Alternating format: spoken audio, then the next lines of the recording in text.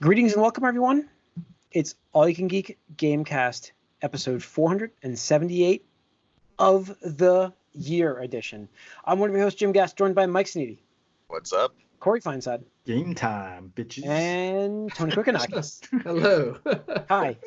Bitches out of nowhere. Yeah. So welcome, listeners and viewers, to 478 of the year. This is 2019's best disappointing and surprising games that we've played. We talked about it now extensively on the movie cast and beforehand. We're going to be doing our anticipated stuff the next week. I know we teased you guys doing of the decade, and that will be the following week after that.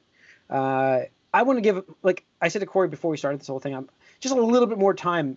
There's so much of the decade to go sift through that I do want to kind of double check things and make sure that the game side of things for me is actually pretty straightforward. It's the movie side for me that I'm just like, I don't know where this actually falls. My number one for the decade for games is, I think, straightforward, and I'm sure anybody that's a fan of the podcast probably knows what that is. But anyways, this is of the year of 2019. So let's do this. Let's get into this. Video games. Again, before we start, we may mention spoilers for stuff. This is of the year, so I'm sorry if we do. We will try to mention that we're going to do it beforehand. So if we're talking about a game, kind of just be ready on the skip button, possibly. We don't always do it. We don't do it on purpose. Okay. Well, at least mention the game first before we say it. So if it's something you're super spoiler sensitive Conscious to, just of, skip ahead.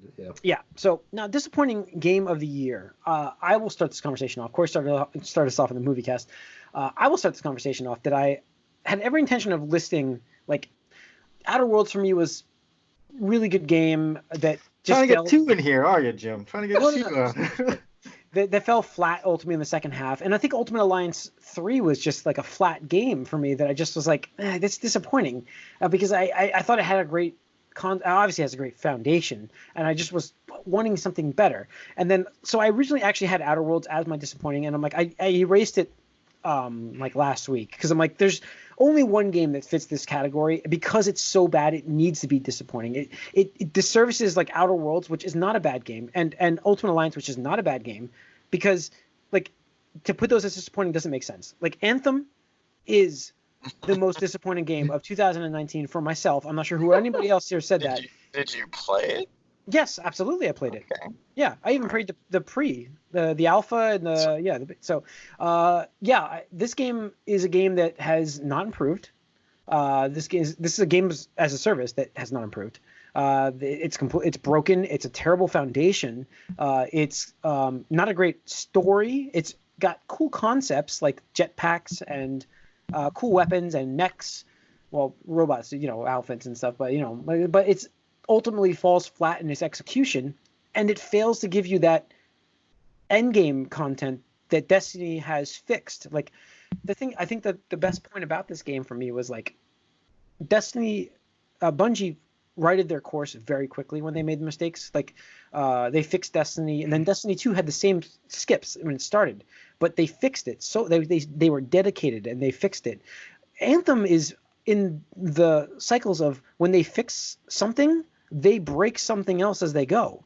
And I followed this all year. I followed this progress of this game. I did because it was such a yeah. I mean, BioWare was this great thing, and of the decade, it will be on my list.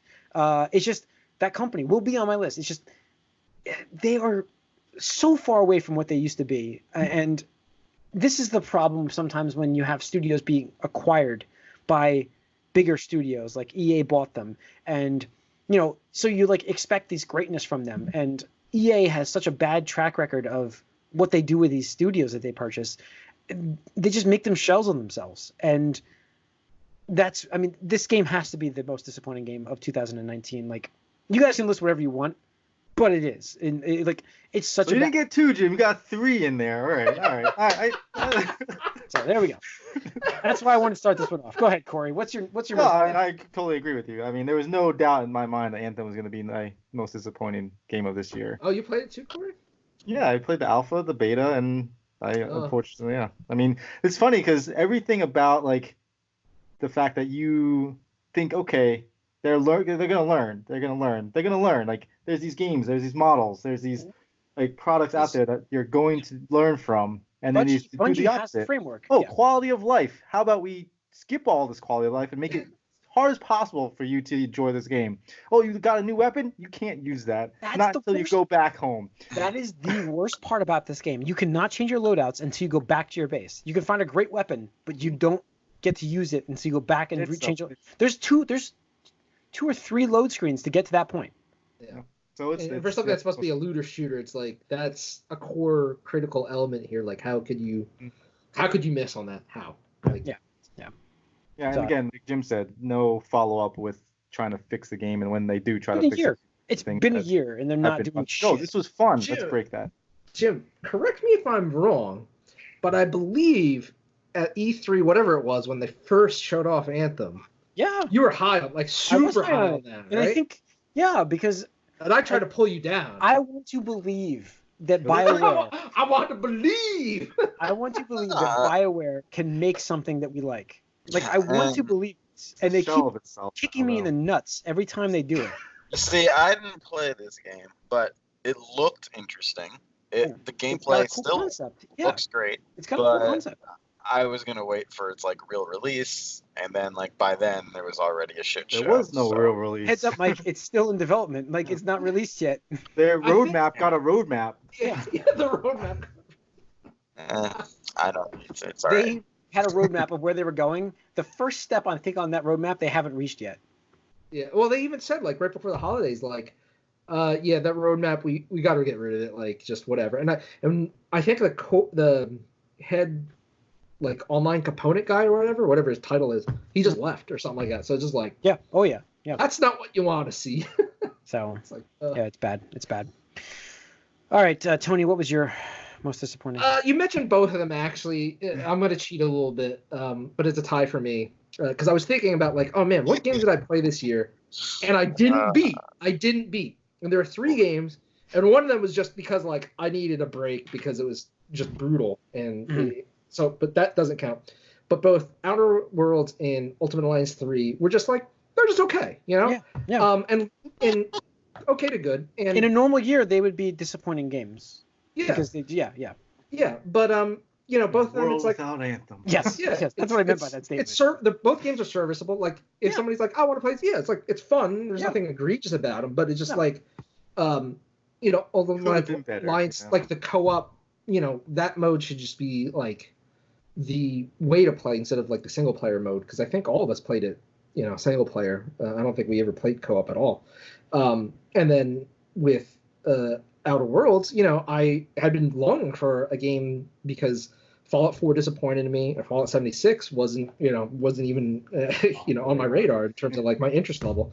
So I was like really excited, and like that first world was great. I was like awesome, feeling good. And then just as soon as you got off, I'm like, okay, like hopefully I'm done with this ship now. Like that's fine. Like the second planet, I'm excited to see what's gonna happen. And just like I land, and the first enemy is like the same exact like monkey looking whatever. I'm just like, what the fuck are you doing here? Like a monkey boar. What? like what are you doing here? How do you exist on a different planet?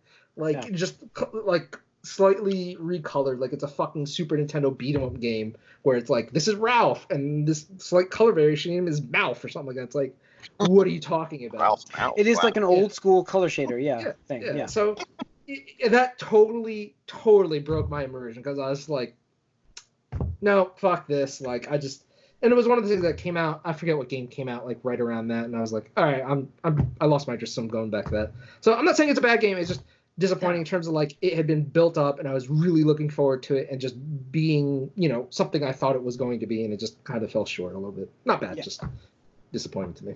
Okay, Mike, disappointing. So here's the thing for me. There's only 5 new games that I played this year, and of my top 5. 4 through 2, I could put all of them on my disappointing list. However, but so this game I really liked, but it's also disappointing, and it's also Outer Worlds. Wow, this is amazing. I did not expect that out of you. Yeah, this is incredible. This is incredible. Go on. I want to hear. The thing is, because of the other games that I mentioned, I was either expected less from. I expected more from Outer Worlds than what I got. The pedigree, you know. So, like you're... But I really liked it, and it's pretty high on my list. Yeah, just wait till the follow-up conversation we're about to have on this. But go on. Yeah, Keep going. Keep going. But for me, I didn't like the enemy variety either. But that wasn't like the big breaking thing for me. For me, it was that first of all, one of their key things was this flaw system where when you look at it, it's pretty much. But their new sort of RPG thing that they were adding didn't really pan out. But for what got me was there's just nothing really interesting to collect, like as far as like armor and weapons. Exploring out there. There really wasn't anything worth to explore the world. The weapons were kind of limited. Like there were some interesting you're weapons. Waiting for the inner worlds where there's more interesting things to get. Yeah. No, I was just looking for like for me like I know RPG like the RPG stuff as far as building your character, choosing perks, that's there in spades. But I was looking for real game changing and interesting like loot to like find in the world and like stuff. And the looks of the armor is all kind of samey and that's where it sort of broke it for me. And of course I wanted a bigger game in general, but I knew it was going to be smallish. But again, even like the armor, they color paletted. They swapped it. It wasn't. I was just looking for better stuff to find in the world. There just needed to be more to the game. The core of it, I loved. I loved the companions, their quests. Although there was no point to the companion quests, I was kind of. Well, that's like most of the game. But it is unfortunate. I was kind of hoping for more of a Mass Effect 2 scenario where it mattered more. If you did the companion quests, you get slightly different vignettes at the end, but I just wanted a little bit more to it and just more of an incentive to explore than it gave you. Yeah. This is one of those games where I feel like I love that it like a smaller budget, and I'm not saying it's like a cheap game, but like compared to like a Fallout or Skyrim or whatever like that, it's definitely budget in comparison. Where like that's awesome, and I think it's cool that a smaller scope game can succeed. But I think it was like just like one or two marks short of where it should have been in terms of like that cross intersection of like smaller scope, but still like enough to like really chew on. And I think that's what you're going for, Mike. Whereas like it's delicious, like the core there is great. It's just you kind of want more of that, like the loot, more of the interesting locations, more of the whatever. And I totally agree with all that. Again, it's not a bad game. It's just like. So after that, it's like I want to play Fallout again. It's pretty high on my list, but I will just continue this conversation with Outer Worlds as my most surprising game of 2019, because again, as we said, it's not a great game, and I didn't put it as my most disappointing. Ultimately, I mentioned it. I didn't know this was a game I wanted to play. Like I didn't know that I was missing a Fallout kind of game. Like Fallout 4, you don't realize how bad it. Like I didn't like it. I didn't like Fallout 4 at all. And then like you play this game and you're like.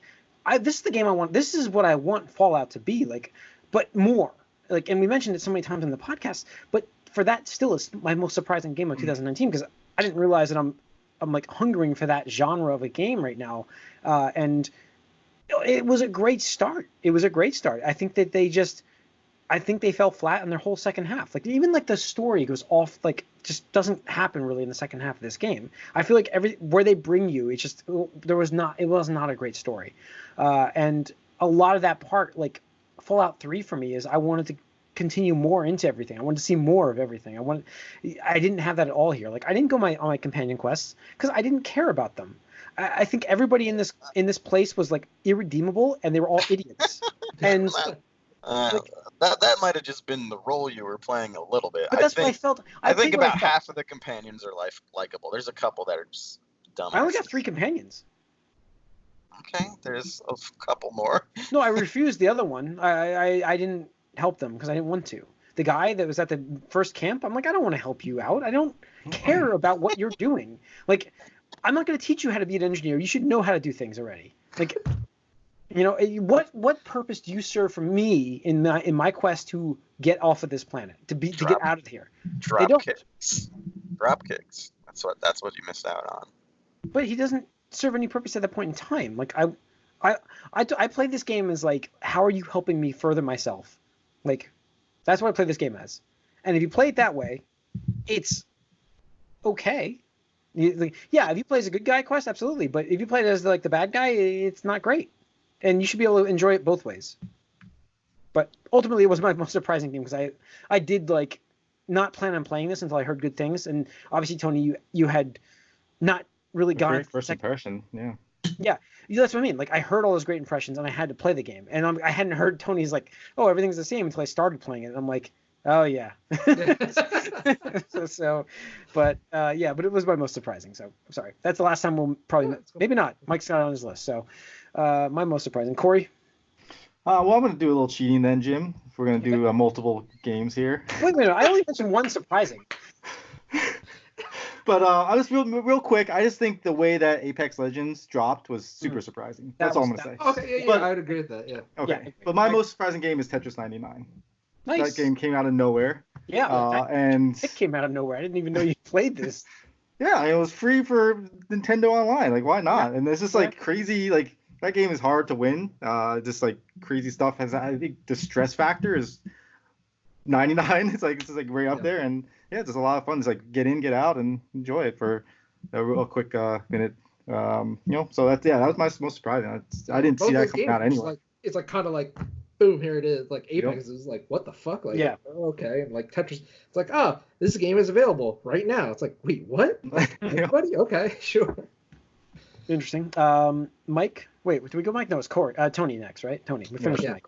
My most surprising game, all the things you said so far, like I could say them, but for me, it was Resident Evil 2. And just because, I mean, we all know, it's not a surprise that I am a huge Capcom hater, or I don't know what the correct term is. I love to just shit on them because it's just so easy to do, like it was. Fuck Capcom. It was. Yeah. And but now, they're full on an upswing, and I still just did not believe that they could deliver upon Resident Evil 2. Because it's one of the things, and I know we're going to talk about this this coming year too with like Final Fantasy 7 and whatnot. I'm sure there's some other remakes coming down the line.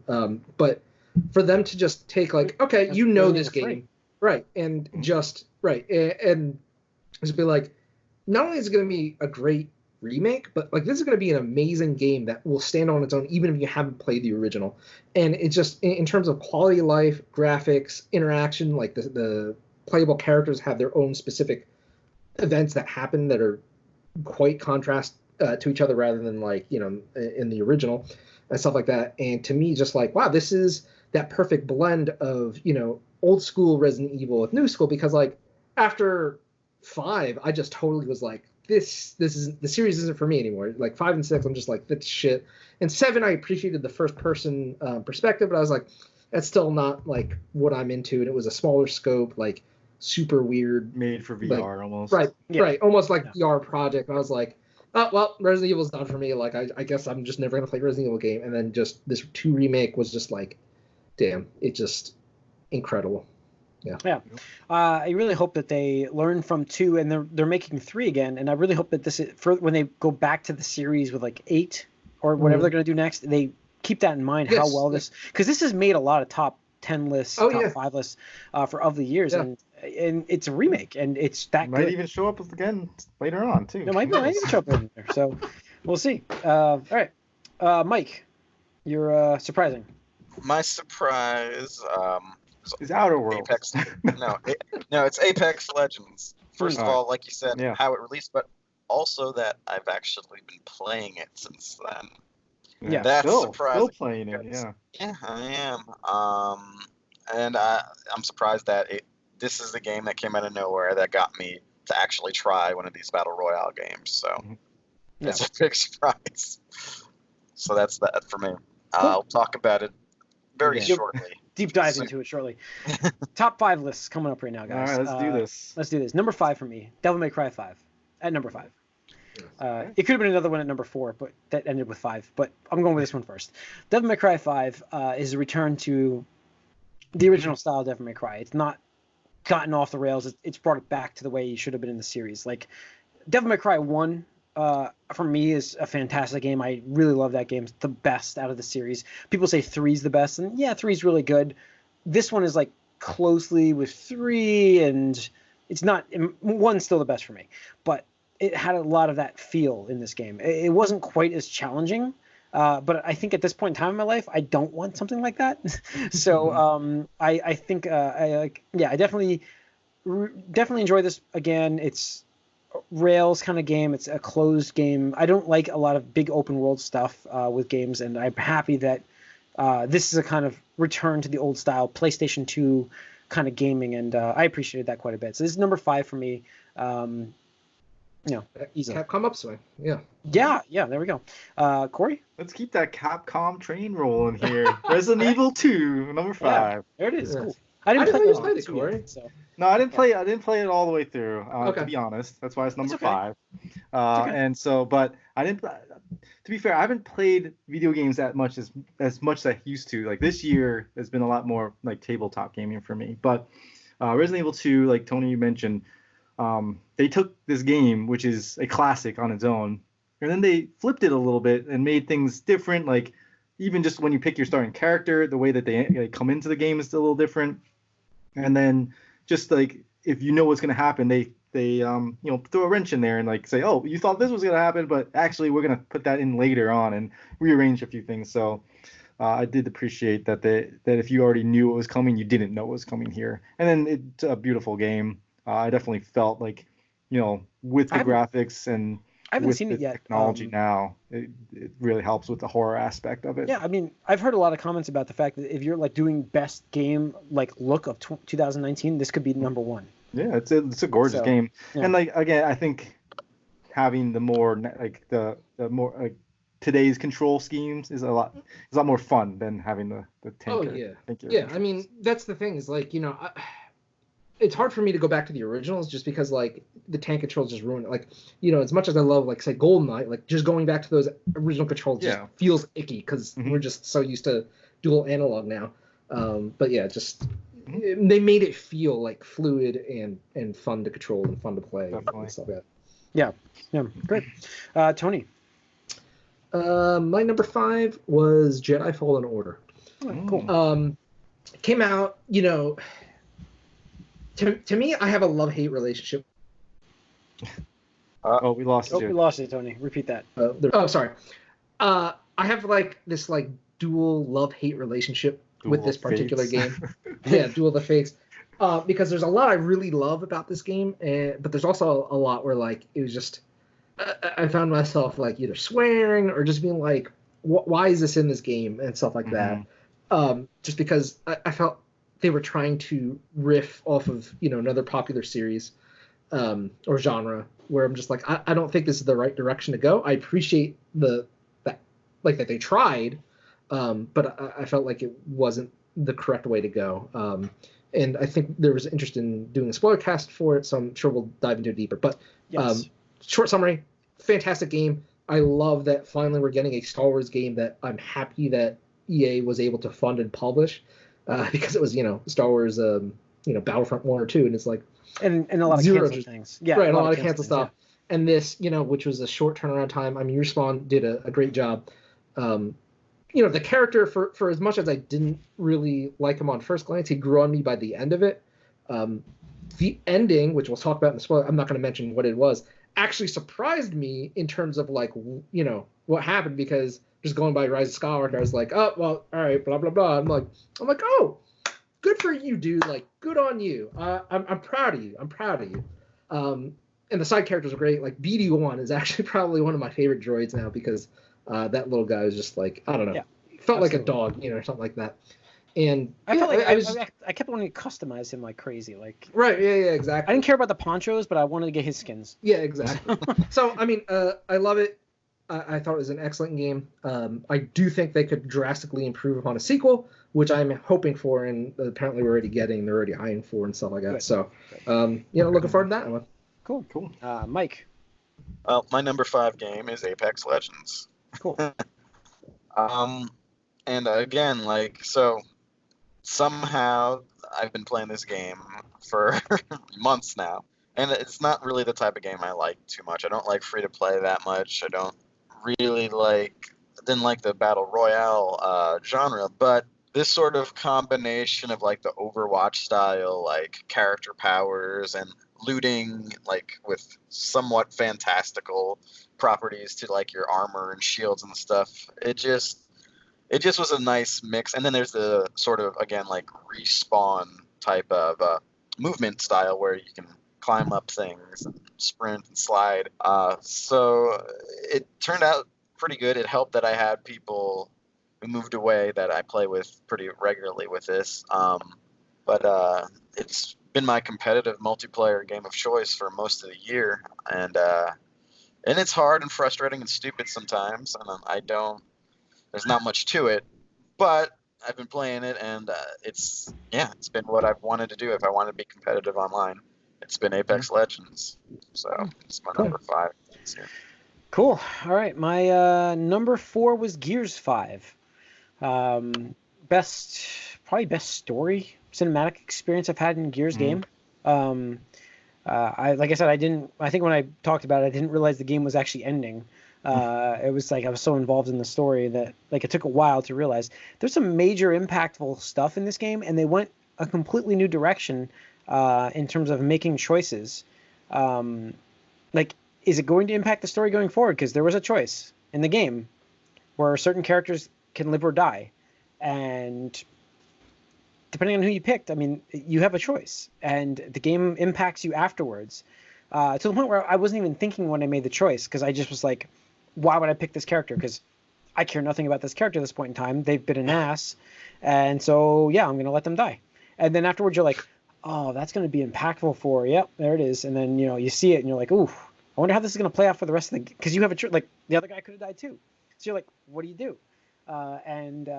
It's just like, it really makes me wonder, what are we going to get next Gears game? Are we going to get the illusion of choice? Are we going to have like maybe are they going to go this way with Gears? Has never been about that. Like, they also tinkered with open world, and are we going to get an open world game, which for me is not ideal, but I liked what they had done. I just wanted more in the world if they're going to do that. There's a whole bunch about this game. They were like, it seemed like experimental. It was almost like it was a new Gears game, which is good, because at this point you're on Gears 5 and you need to do something new, or the franchise is going to go the way of Halo, and where it's irrelevant and it's nowhere near what it used to be. And I think this is a great reboot of the series, essentially, in terms of how you experience it. But the core is still there. Like the cover shooter is still there, and it was really tight. It was really good with that. And like I said, best cinematic Gears game I had played. I was like, oh, there's some great moments in the game. So number 4. That's cool. Yeah, I mean, I downloaded just because Game Pass. And that was the other help. To check it out. Yeah. So. That was the other helpful thing. It's free. So just like Outer Worlds, But Corey, what was your number 4? My number 4 is Apex Legends. Okay. I really enjoyed the twist they put on the battle royale aspect of it with the team-based party system. I didn't even mention that. That's a big part of it too. Yeah. No, and like I think that really helped me get into it. And then the fact, like you mentioned too, just like the whole you get thrown in there. Everybody's on the same level. Every game you're starting off in the same place essentially. Like not physically in the game, but everyone's starting with the same basic weapon, and you got to find and level up and then kill for better weapons essentially. And I like that aspect of battle royale. And here they just do a great job of nailing all those systems in this and make it like the free to play doesn't feel like a free to play game at all. So that's my number 4. Cool. All right, Tony. Mine is going to be Sekiro: Shadows Die Twice, and this is the third game that I mentioned that I did not beat. It just was one of those things where like, I like challenging games. I do. And one of my complaints that I was going to mention about Jedi Fallen Order was the difficulty setting I played on. Felt that they artificially inflated the challenge level by just like really like making it like, oh, the enemy is doing like this much, because like what it was is like at some point I just got so frustrated with the loading times. Like every time I died, it was like at least a minute to a minute and a half load time. I'm just like, I don't have time for this anymore. Like I just want to beat this game and move on. And then when I bumped it down, I was just like, I did the same tactics, the same patterns, and just like one shot this boss. I'm just like, come on, like fuck this, like that's just absurd to me. Where Sekiro, it's just like because it only has like the one base default mode. But it's you just can make it harder if you want. Oh yeah, you can absolutely make it harder. Once you if beat you it, I want. think they give you the harder difficulty. Yeah, they do. But Jim, like you experienced it, and it's just like one of the things where nothing in the game ever felt me think it was unfair though. A lot of it would just be like, I got too greedy. I went for an extra hit, or I decided not to dodge, or something like that. I figured I could like parry it or whatever like that, and I fucked up. So I felt the onus was on me. It was really cool that From Software did something with outside of like just traditional Dark Souls stuff, because it was a bit more like samurai stuff. And I felt like that was really awesome feeling. But towards the second half of the game, they kind of like petered off into this like magical mumbo jumbo, surreal astral plane kind of stuff. And I'm like, I don't know about this. That's weird. That's not what I really got this game for and stuff like that. But awesome game. It was one of those things where like when you finally do come against the wall and you beat it because you came up with the tactics, it just feels like you achieved something. So. Definitely something I'm going back to. Is just one of the things I'm like, I need to just definitely a lot of take a break. The game of the years for people. So. Yes, yeah, absolutely. And I'm happy that it got was it Game Awards? Yeah, recognition for that. So yeah, that's really cool. I kind of more interested in trying it again after playing Fallen Order. Like, I kind of got the concept now, and I'm like, I wonder if I could. Yeah, maybe that was the training wheels for the Dark Souls gateway stuff. The gateway. Yeah, the gateway. So I don't know, Mike. My number 4 is Mortal Kombat 11. Really? I thought this would be higher on your list. Me too. I thought it's this not. was No, this is one. This is one of the 3 that could have been disappointing. Really? Yeah.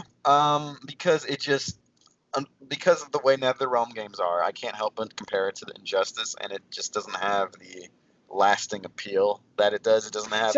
It dumbed down the gear to like 3 different things for each character, and it's really grindy to get them, and and the gear doesn't look that interesting anymore. And that was a huge part for me. I heard the story was like the best Mortal Kombat story ever.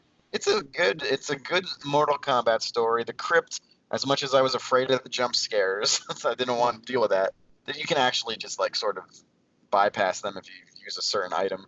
The crypt is real detailed, and you walked around it a lot, and there's stuff to unlock for really long time in that. And I played it for like a month there at least, and it was a good game. It's a solid fighter. It's a little less combo heavy, more I don't know. It's just slower. It's hard to explain. It's a different style.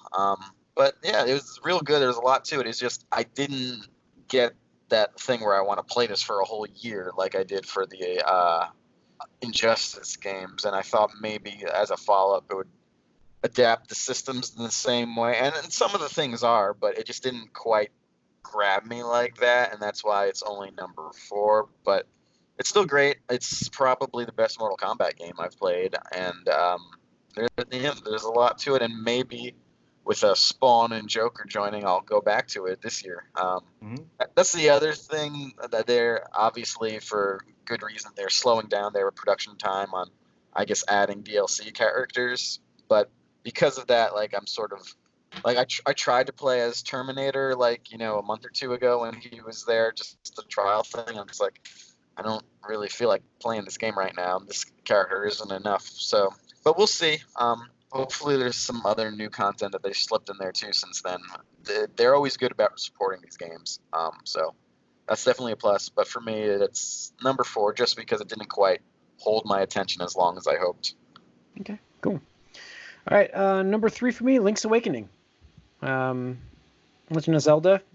Great Switch game this year. Obviously it's a little short because it's based on the Game Boy game. But, man, it like... such a great remake. They did such a good. My only complaint with this game was that it had such a bad frame rate issue when it went to transition to the worlds. I just totally I really enjoyed this game. I haven't played it since I was I don't even remember how many years ago it was since I played this game. Really enjoyed returning to that world. Really looking forward to what this would mean going forward. I really hope we get a Link to the Past and maybe something original, like another Zelda game, like this. But why do we have to get a 3D Zelda game? Maybe we can get, well, this is kind of 3D, but you know what I mean. The top-down look, classic look. It would really be cool to get a new game like this, something new, all new puzzles, new world like this, and then still have like the Breath of the Wild kind of style game, but give us one of these two. Yeah, I think it kind of opens that door, and I really like the art style in this. I know, Corey, you didn't like that so much, but I really like what they did with this, because it was like, when I was younger and I played this game, this is what I imagined it actually looked like. So it matched my vision of the game, and I think that's why it resonates with me so well, and that's why I can't wait for A Link to the Past, if they're making it, which I think they are. Please give that to us this year. If that happens at this year on any Nintendo Direct, I'm going to, my head's going to explode. Obviously, it's my favorite Zelda game, that one, and this was up there, but it was never my top. But I still really enjoyed it, and looking back at my list, I'm like, it definitely was higher than the other two games, and enjoyed it so much, and loved it. That's my number 3. So, Corey? Yeah, my number 3 is Gears 5. You mentioned a lot of the stuff, same stuff. Story-wise, I think I really appreciate them moving into more of a story-driven game instead of just a more 4-player co-op game. Because we were concerned about that. Gears 4 is only 3 players, and now this is 2.5 players. Kind of. That was weird. Yeah.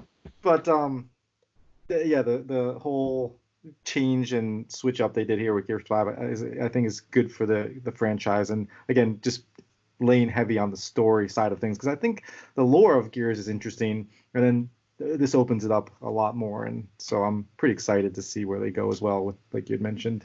Yes. So Gears 5 is my number 3, and it's a gorgeous game too. And it looks great, yeah. So cool. Tony. My number 3 was Astral Chain. Nice. I'm a big Platinum Games fan, so I'll give pretty much anything of theirs a try. But this one really impressed me just because the gimmick with the controlling 2 characters, I was like, okay, let's see how this goes. And it was just so much more fun than I thought it could be, because, I thought it was going to be this is going to be super gimmicky, and it's going to be auto combo and stuff like that. And certainly the side character does do a lot of auto attacks and stuff like that. But that's not enough to succeed. If you want to do anything, you're going to have to do manual controls and send specific commands to it and stuff like that. And on top of that, I think it was a really cool universe. It's a cyberpunk cop, anime setting, which is, super 90s and super evocative of that era and stuff like that. And just as we talked about in the movie cast with Battle Angel Alita, and then this year with Cyberpunk, I'm just all right, getting my cyberpunk fix finally, because, that was, kind of didn't exist for a long time now. But yeah, it's just really cool, and again, spectacular bosses, awesome fluid combat, and I felt that they really added something with the in-between battle moments with kind of this interesting detective work where you have to go out, find clues, put them together. And I'm not saying it's as deep as something like LA Noire or something like that, but it was just something else to just immerse you in that world. So cool, awesome. All right, Mike. Astral Chain. Number 3. All right, my number 3 game also toyed with the disappointment category, and it's a game I go back and forth on constantly. Honestly, it's Marvel Ultimate Alliance 3. So I was very skeptical and worried, but also it was my highest anticipated game of the year as well going into it, and it did all of that. my worries were right, but I also was right to anticipate it. I played this game a lot, and part of it is it's not exactly what it appears to be. It appears to be just this could have came out in 2010, right after the last one. It seems very old school. It looks very similar, and it is in some ways, and that's cool. You get to do that same sort of beat 'em up style thing, but where it's different is they streamlined the combat a bit. There's no stun moves or pop-ups. You can't grab and throw except for. I didn't like how it seemed it just seemed stripped down. Yeah, that's what I didn't like about that. It did at first, until you actually this game sort of opened up for me after I beat the game, the story mode, which is really, the story mode. But once you get all the characters, you're blown away by the number of characters. And once they finally started releasing interesting costumes for them, you get excited too. And then you got to go into the Infinity Trial thing, and that's like pretty much replay levels, and then the whole concept of the ISO 8 sort of clicked, because some of the levels are completely ridiculous and like stupid to replay unless you go through, sift through your ISO 8, find the thing that you need to do to pass these things, stack and stack and stack, and then you're like, all right, now this makes sense. Now I understand why there's so much of this shit you have to sift through, because now it makes things work in a certain way. So I cleared out the entire Infinity Trial thing for the base game. I did all of them. I got all the stars, and at first I thought there's no way I'm ever going to do this. But I did, and I played it a lot, and I still have a bunch of characters I want to level up more. I just kind of wish there was new places by now to do it. I actually think the free DLC is better than the paid so far, which is kind of weird to me. But I put a lot of time in. I'm going to play more of it later, too. I'm glad we got X-Men at least now. And so it's not exactly the same. It looks the same as the old games, but when you go to it, it's harder than you'd expect, too. Much harder than you'd expect. I remember dying to, who was it? Fucking Ultron? No. Doctor Strange. Yeah. That fight kicked my ass a bunch. I just think there's a bit that's like seems really hard, and then you just got to maximize your ISO 8 and find which characters synergize well. It's all about synergies too. And I mean, there is a little bit of like Twitch, just like get out of the way, get in, get out, but it's a lot of RPG stuff. Now I just wish there was a better way to manage the ISO 8, because you're constantly going over 1,000 just doing things. You got to delete a bunch, but it's a different game than what it appears. But it's still, there's a lot more there than I initially thought, but I just wish there was more in other places as well. So it's my number 3 game. I keep going back and forth. I might change my mind about it later too. 3 of 3. All right. My number 2 game was my most anticipated game of 2019, Jedi Fallen Order, which I went back and listened to, and I'm like, that was my most anticipated game. So guys, we finally have a Star Wars game that's good. It's crazy. It's not perfect. It's not. I like Tony said, I can't wait to see what they do with the sequel. But it was good. It was like enjoyable single player story game that. I wish it had a better map. Took a little while to figure that one out. But that map was harsh. But yeah, like I said to Tony, like it kind of gets me interested in trying these other games that are like this, because now I get the combat now. I get it. Like by the end of this game, I was able to deflect blaster bolts like they were nothing. Like it didn't matter to me. I'm like, oh, you're gonna shoot? Okay, you're done. And then it's just, while there was some timing issues with like unblockable attacks, I really got the combat down pretty well. I thought I was doing all right. And now I was playing this on like casual, like easier mode. I'm happy it has that. Like I definitely enjoyed the game more for that. It's one of those tricky games that gives you 4 difficulty settings, so you don't know what's normal really. Yeah. But so which one you were on the second? I did casual. No, I did casual. I didn't even do Jedi Knight. Jedi Knight was the second one. That's the base one. So you went to like story mode or whatever it was called. Yeah. And it was good. I mean, it was still challenging mostly, but it was a good game for me to get my feet wet in this. I would go back and play this game on a harder difficulty, I think, with the exception of a few planets. I think like Kashyyyk was not a great planet. I didn't like that whole area of them. That's when the game like opened up for me. No, not for me. I didn't like that area. I think right after that it was great. Dathomir, like, oh my god, it was a great planet. I love that planet. I was there earlier. I went there wrong, like because you can choose to go there. You can't do anything. And then they warn you about it too. Like, yeah, the guy even said like shouldn't go there. The guy even says like, why are we going there? I'm like, nope, we're going. And why are we going? Because I said so, bitch. Well, it has a cutscene where he's like, why are we going there? There's even literally a thing where it's like, this is for like higher level stuff. It's like choose to still go or no. Like there was actually a thing there. Like okay. But I did fine through that area. Like and I think I got my double bladed lightsaber faster than I should have because I went there like early. And that helps you with a lot of these fights later on because it had its own perks. In terms of the way you would block things, especially with the Sith. Not the sisters, but the what are they called? The shock troopers. The shock troopers. Yeah. Those guys were like sometimes they're worse than the actual bosses. I feel like. You know who I had the worst time out of all of those troopers with? was the blaster. Spoiler? Oh no. Okay. The blaster one was the worst one I had. There was a blaster moment in that game where there's a guy shooting, and I had the worst time with him. And I'm like, why am I struggling against this guy? But I really enjoyed this game so much. Great story too. I think it was a great story. Not a great finish because like there was just, obvious issues with like somebody teleporting there in place. But ultimately, and unfortunately that was spoiled for me from the game itself because of advertising. Why would you advertise that? Yeah, but whatever. So, but it was a great game. It was my number 2 game of the year, easily. Like I thought about it for number 1, but number 1 is a better game, and that's why it wins.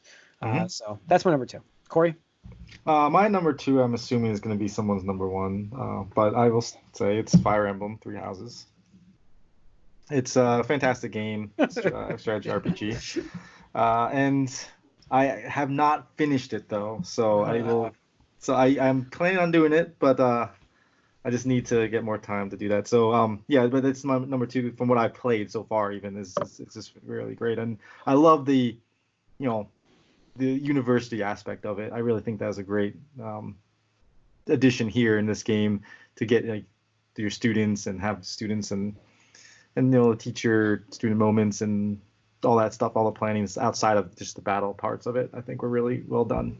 Yeah. Yeah. So cool. Yeah. Number 2. And I'll keep it short because I know we're going to talk about it again. Yeah. You can chime back in a little bit. Tony. My number 2 was Resident Evil 2 remake. Nice. Again, it's just one of those games that initially because I was a little apprehensive or a little cautious. So it was one of those games where my brother's a super hardcore Resident Evil 2 fanatic, so I got it for him for his birthday, and I'm watching him play it, and I'm just like, damn, this looks really good. Like, this looks super good. So like I watched him play a little bit of it, and then he beat it. So then I started up my game as the opposite character to like get a different experience than I had just watched him. And I was just like, damn, I want to play through this, again and stuff like that. And that's where I'm currently at and stuff like that. But it was just, again, such a fantastic game. And on the spirit of remakes, compared to like Jim, I know you mentioned Link's Awakening, and it's fun. Yeah. Link's Awakening didn't even make my top 5. I love it. It's a good game. But I just felt like, in my opinion, like it was almost too much like the original, and they didn't add. And I'm not saying that's a bad thing. You experienced Resident Evil 2. I didn't play it yet, so that you got the change game. I didn't get that. Yeah, I got you. Exactly. So like this to me was like it's like this could be like an entirely new game on its own and stuff like that. From everything I'm hearing about this game is like really, I'm hoping Square comes through with it on Final Fantasy and gives us something new. Like that'd be kind of cool. Yep, exactly. That's where I'm at. But yeah, Resident Evil 2 just good from start to finish.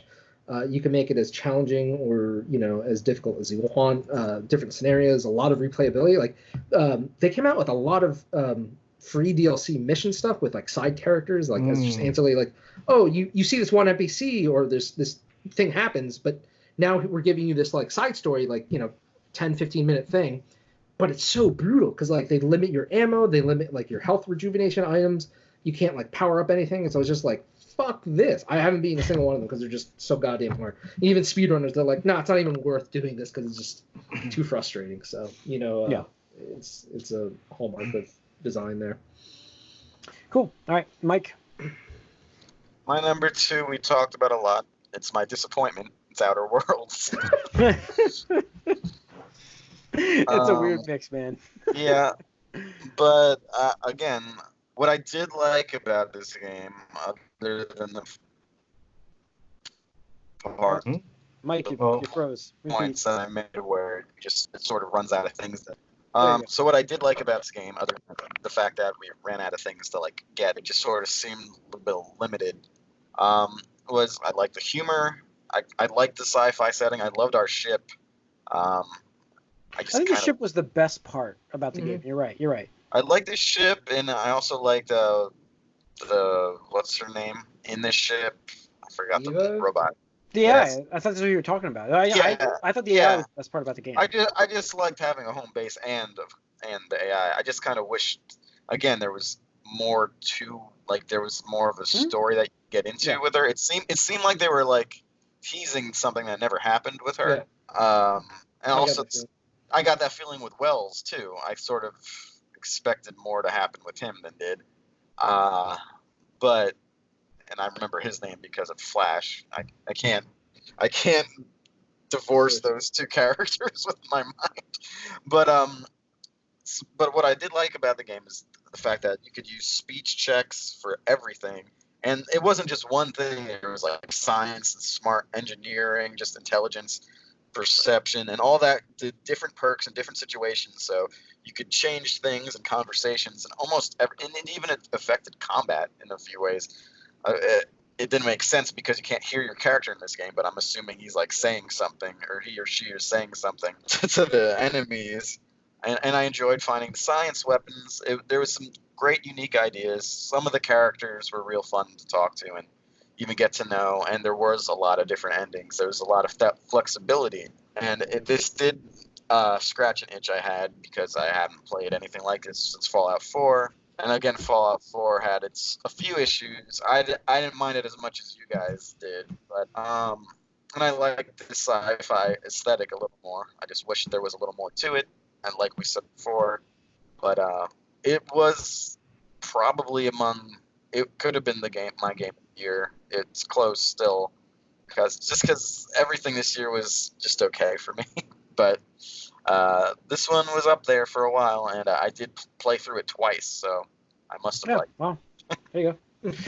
Cool. All right, my game of the year, I think, is Tony's. Is Fire Emblem Three Houses. Yeah. Yeah. I'm surprised. I thought you would have put Fallen Order above it. No, it was close. But ultimately, like, while it's not the Fire Emblem game, like, Awakening for me is still my favorite Fire Emblem game that I've ever played. Mm-hmm. Like, it's the first one I played. Mm-hmm. I wish there was more incentive to raising their interaction levels to like the S rank, because that game it mattered. That was where like you got the offspring and you got the better characters, and like this one it was great because you got better moves and stuff, but it wasn't the same.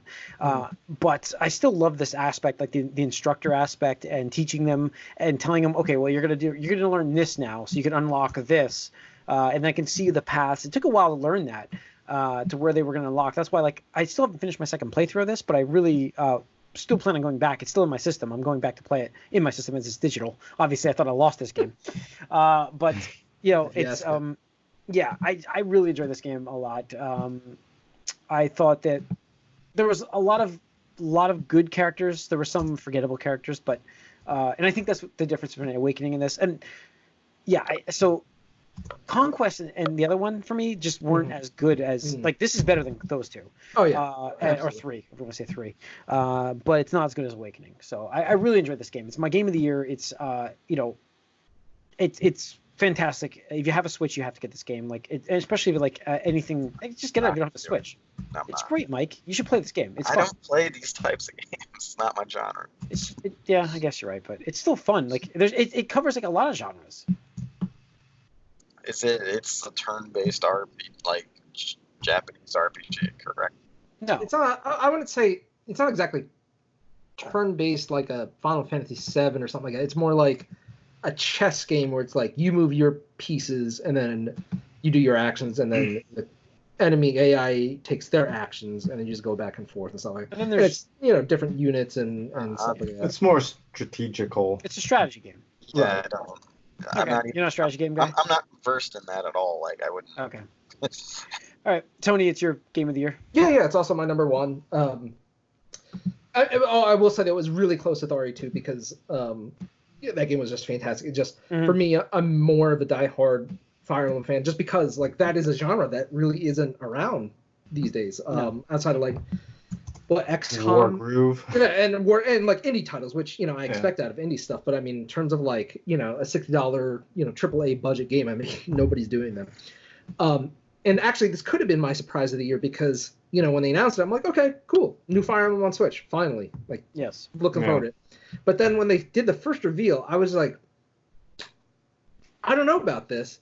Because the very first couple of trailers that they released made it seem like it was just like Harry Potter meets Fire Emblem, but like not in the good way, because it's like, oh, you're a teacher and there's some houses and here's your students. And I was just like, oh, that seems like a weird hook for a Fire Emblem game, because it's usually about war and death and betrayal and, light Game of Thrones aspects. So I was just like, man, I don't know about this. And the more I saw, I was just like, I mean, like it looks fine, and like the systems sound cool and everything like that. And I'm like, whatever. And then I think Nintendo got the hint because I think that was a common misperception. But spoiler alert, at E3 they did this fuller reveal where like, all right, gig is up, we're gonna pull back the curtains. There's a time skip, and after the time skip is like when shit hits the fan, and like it gets into like classic FE, like, oh, like there's straight up like murder and death and like war crimes and genocide and all this shit, and you're just like, oh, like okay, and now I'm just like, but all these students, and it's just like, wait, like, I'm going through the game and I'm like, oh, I actually like all these students. Right, they're my kids. These are my kids. I want to, like, I just want to like wrap my arms around and be like, no, like, don't get near me. You have to answer me this question. There's a fight that happens later in that game where you have to face the other three houses, and you have to face their students. And is it possible to not face any of their students? Can you have those students all as one? Yeah. Yep. So you can just face them. Oh, well, there are some exceptions. So mild spoiler, it's not like a story spoiler or anything, but the only characters you cannot recruit on subsequent playthroughs are the other house leaders. Yeah. And their retainers, because the retainers are just like 100% loyal to that person. The battlefield would have just been those two on each side, and then exactly. Yeah. And stuff like that. Man, that would have been great. Cool. I gotta try this. I gotta get there. Like straight up in one mission, because like in the way I had going into it is like, oh, like here's the first time I'm fighting against the student from this other, whatever, and I'm just like I defeat him. And in most games, it's just like, oh, like all right, I'm gonna lose this. So I just need to run away from this battle, and that's what I was expecting. And this picture comes up, and it's like blood, and it's like, I didn't really want to face you, like, I wish things had been different, blah, blah, blah. And then just, like, dies. I'm just like, I just killed a student. Like, what the fuck? Like, is like, oh, shit, like, there's serious repercussions. But anyway, it was just awesome. Like, totally blew away, like, those expectations because I was, like, really hesitant on it. And I was on a downward swing after, like you had said, with the Conquest and... the 3 Birthright. thing was just... It was too similar playthroughs. It wasn't different enough. Yeah, right. Those games. So, yeah. Yeah. But, and then, like Corey was saying for his number 2, I feel like this monastery, church, training, teaching aspect is really good in between those battles, because in previous Fire Emblem games, like, you don't have too much to do. You can go into camp and you can, like, do your support or, like, blacksmith or whatever, but it's, like, not really much to do, whereas this, like, there's something to explore, and I like how, like, you have limited amount of time to do stuff in the day, so you have to juggle. It's not like you can just do everything at once. You really have to pick and choose, like, what do I want to do this week? Do I want to train? Do I want to rest and regain my, like, spiritual energy and whatnot? So I think they finally found something that they aped from, obviously, like the Persona series, where they took that, like, lifestyle aspect and it added to the genre just to elevate the game and stuff like that. I really like that part of it. Yeah. And I mean, it's just insane because, like, the game has 4 outs, and I played through 2 of them already, and I'm just waiting on DLC to play through the others, just because, apparently the next one is going to be story related. So. Oh, cool. Just waiting for that. Good to know. All right, Corey, what was your number 1? Your game? I mean, if anybody knows me, it's kind of obvious. So my number 1 is Borderlands 3. Oh, really? No. There was a small part of me that thought it would not make number 1. There was a small part because you have not talked about it as much as I would have expected. That's like true. Just throughout the year. Yeah, and I think that, again, that's kind of more due to the more tabletop gaming aspect of it, but it is probably the most played game I've have this year still, even more than Destiny. What's crazy is that almost made my most disappointing because I didn't play it. And how can it be disappointing if you didn't play it? That's why I didn't make it. So, but no, as far as it's my number 1, I obviously love the Borderlands franchise. It's not as good as 2, but 2 had like so much time to become what it is now as well. But the biggest factor is the villain. I mean, I thought 2 was great out the gate. Well, I mean, it was great, but it got even better over time, and the people would still play it because of how good the other aspect, like the other added content was. But the villain really would put everything together. Yes, yeah. And with this one, the villains are just not as interesting, which is unfortunate. But at the same time, the game still got the core aspect of what made 2 great. Looting and shooting. What took the game so long? Because I heard it's just so similar to 2. It's like, what took them so long?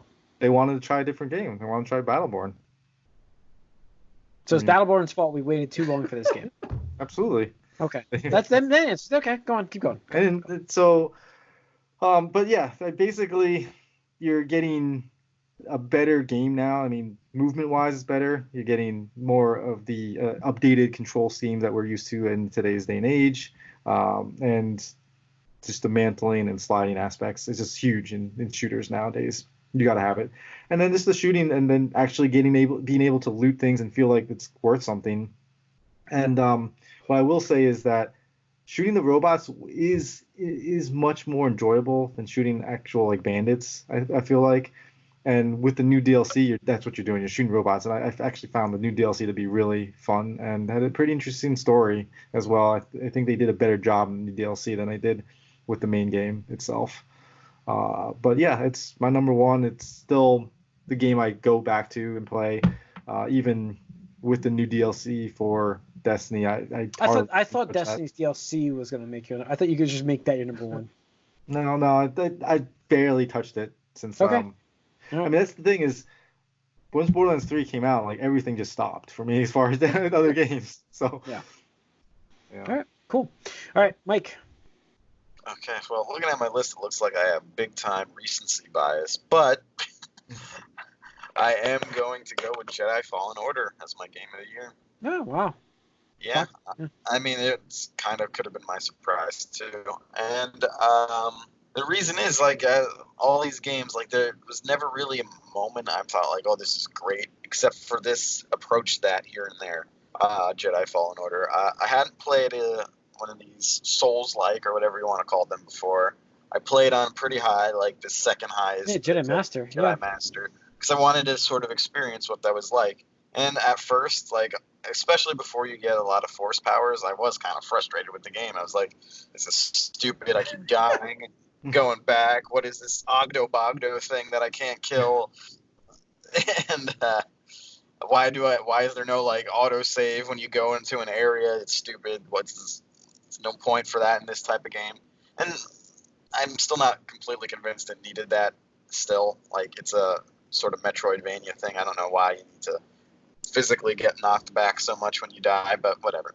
Although I did enjoy the strategy of getting your life back and respawning everyone, because that is an interesting thing they borrowed. I thought that was a cool concept, and we'll talk about this. We have to do a spoiler cast for this, but like PTSD was a cool idea to keep your powers under control. So yeah, it's not even that too. It's just like, he separated himself from the Force intentionally or whatever. But it's probably the most interesting look at Order 66 we've seen in the Star Wars canon. It's also, I think, one of the better excuses for that whole like found recording, like world building thing. Like, you explore the Force echoes in this game. That's a better way to do it than, I think, BioShock sort of started it, I think, with the recordings, and then everyone in the world has done that since then. This one, it makes a little more narrative sense than before. But what I didn't expect from the trailers, and one thing I worried about, is that this isn't actually a fun game to explore the world. Like, exploring the world is interesting and fun, and as you get better, you really feel a lot more powerful, especially with the Force powers.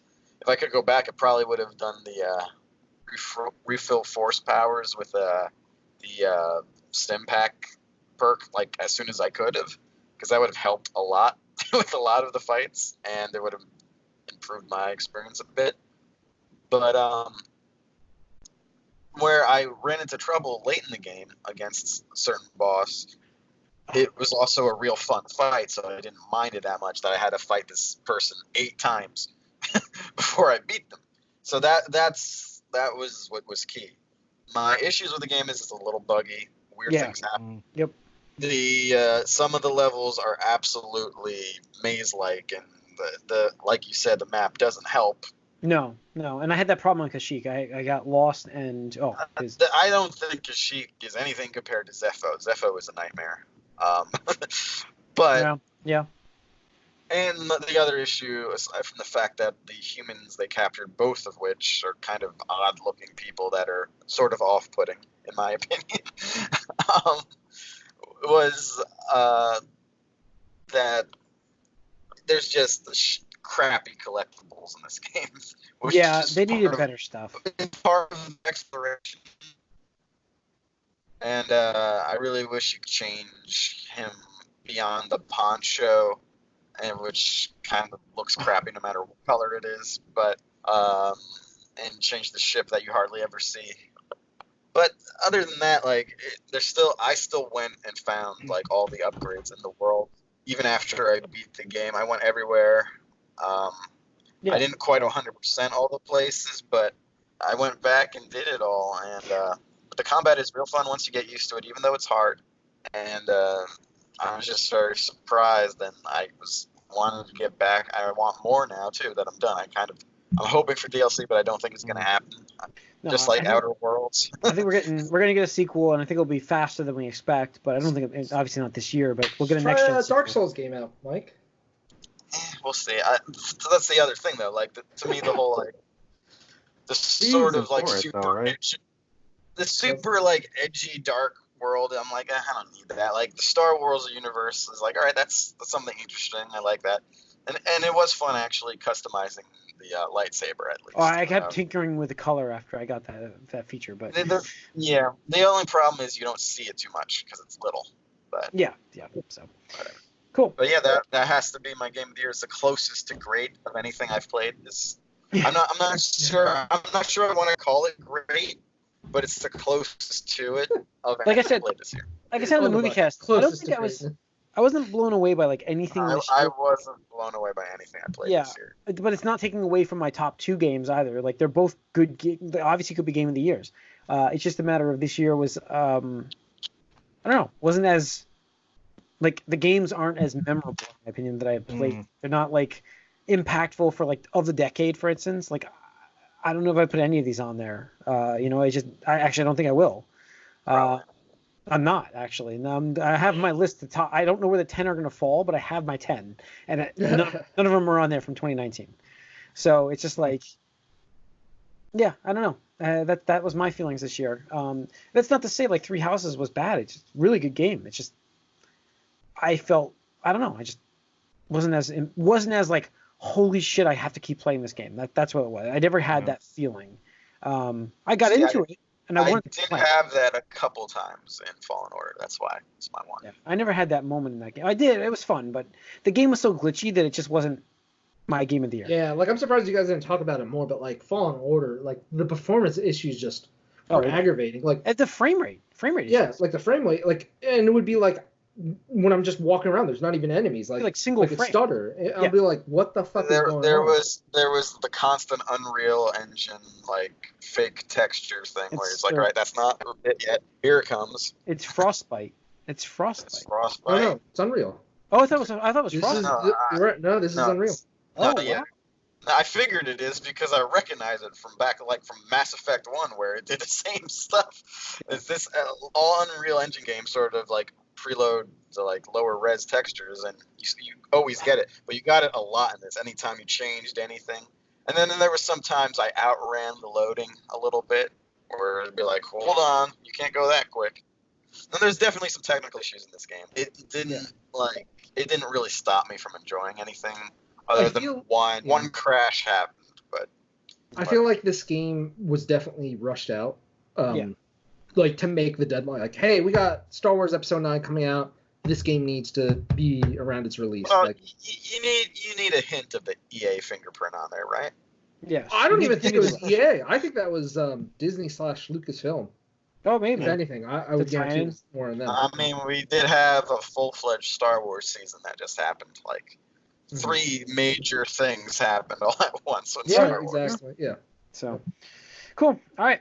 That's going to be our. Just want to recap real quick. Whatever. Our bests or the whole list? Yeah, our best. All right. So our number one games of the year. Mine was Fire Emblem Three Houses. Tony's. No, I just figured just go through the whole list. Fire Emblem. My 5, 4, 3, 2, 1. All right, Corey, give us your 5. Yeah, my 5 was Resident Evil 2, 4 was Apex, Gears was 3, Fire Emblem was 2, and Borderlands 3 was my number 1. All right, mine was Devil May Cry 5, Gears 5, Link's Awakening, Fallen Order, Fire Emblem Three Houses. Tony? 5 was Jedi Fallen Order, 4 was Sekiro, Souls Die Twice, 3 was Astral Chain, number 2 was Resident Evil 2, and number 1 was Fire Emblem Three Houses. Cool. And sorry, Mike. Sorry. That's Apex Legends was 5, Mortal Kombat 11-4, Marvel Ultimate Alliance 3, Outer Worlds 2, and Jedi Fallen Order number 1. There we go. That's our best of the year for games. Tune in next week. We're going to do our anticipated as a topic. So we're going to have a couple games listed, maybe something other than games listed as anticipated for some people in 2020. We are getting next-gen consoles. So we'll be talking about that. And tune in then. We'll have a bonus round next week as well for Mandalorian. And then the week after that will be our of the decade for 2010 through 2019. That's the criteria. Best games and best movies of that decade. So tune in then. It's going to be a lot of fun. That's going to be, buckle in on that one. That's going to be a long episode for both of them. So hope you're ready for that one. And we'll see you guys next week. Yeah, I'm Can't excited. wait. Exciting stuff coming. We have a lot of topics coming. We have a lot. Like I said, we're gonna do a Fallen Order spoiler cast as well at some point here, and so expect that one probably after the decade, but after the best of the decade. It feels like it. Yeah. So thanks for tuning in. I hope you guys enjoyed it. See you guys soon. Happy 2020. Happy New Year again. Yeah.